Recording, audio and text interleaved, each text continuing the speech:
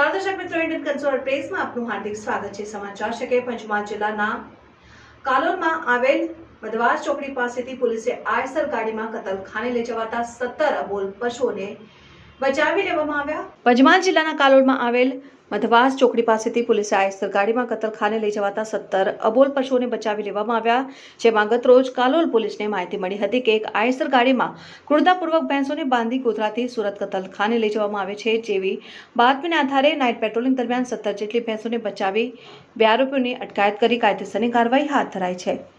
પંચમહાલ જિલ્લા પોલીસ અધિક્ષક હિમાંશુ સોલંકીએ પશુધારા હેઠળના ગુનાઓ બનતા અટકાવવા માટે જરૂરી સૂચનાઓ નાયબ પોલીસ અધિક્ષક વિજય રાઠોડને આપી હતી। જે સૂચનાને આધારે હાલોલ વિભાગ તથા સર્કલ પોલીસ ઇન્સ્પેક્ટર બીબી બેગડિયાએ Kalol police station police sub inspector C B Baranda અને બીજા પોલીસ સ્ટાફના માણસો નાઇટ રાઉન્ડ પેટ્રોલિંગમાં હતા। તે દરમિયાન જે નંબર 19/1715 ભેંસોને ક્રૂરતાપૂર્વક ટૂંકા દોડાથી ત્રાસદાયક રીતે બાંધીને કતલ કરવાના ઈરાદે ગોધરાથી સુરત તરફ લઈ જનાર છે। જેવી બાતમીને આધારે વાહન ચેકિંગ દરમિયાન મધવાસ ચોકડી પાસેથી ભેંસો ભરેલા આયસર ગાડી સાથે 2 ઇસમો મોહસિન હુસૈન બુમલા ઉંમર વર્ષ 39 રહેઠાણ ગોધરા સાતપુર મુસ્લિમ સે સોસાયટી વેજલપુર રોડ ગોધરા તાલુકા ગોધરા, યુનુસ અહેમદ મજાની ગીટેલી ઉંમર વર્ષ 22 રહેઠાણ ગોધરા સાતપુર મુસ્લિમ C society Vejalpur road Godhra નાઓએ 6,50,000ના મુદ્દામાલ સાથે પકડી પાડી કલોલ પોલીસ સ્ટેશન પશુધારા એક્ટ મુજબનો ગુનો દાખલ કરી પકડાયેલ બંને આરોપીઓ વિરુદ્ધમાં